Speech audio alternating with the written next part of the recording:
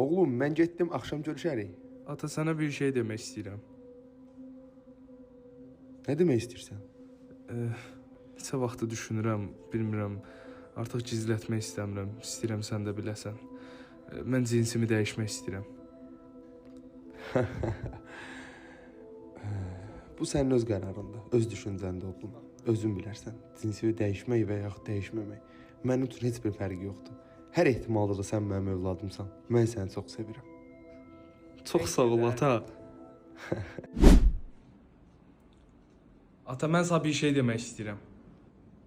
Bilmirəm, məni qəbul eləyərsən yoxsa yox, amma bir qərar aldım. Mən cinsimi dəyişmək istəyirəm.